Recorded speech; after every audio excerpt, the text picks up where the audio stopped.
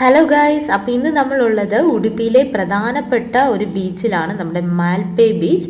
വളരെ പ്രശസ്തമായിട്ടുള്ള ഒരു ബീച്ചാണ് മാൽപ്പേ ബീച്ച്. ഇവിടെ വന്നു കഴിഞ്ഞാലുണ്ടല്ലോ ഒരുപാട് ആക്ടിവിറ്റീസ് ഉണ്ട്. നമുക്ക് പട്ടം വേണമെങ്കിൽ പട്ടം മേടിച്ച് പറപ്പിക്കാം.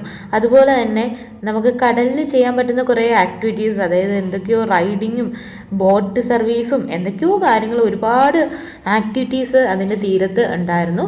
നമുക്കൊരു ഈവനിങ് ടൈമൊക്കെ വളരെ അടിപൊളിയായിട്ട് നമുക്ക് ചിലവഴിക്കാൻ പറ്റിയ ഒരു മേജർ സ്പോട്ടാണ് ഈ ഒരു ബീച്ച് എന്ന് പറയുന്നത്.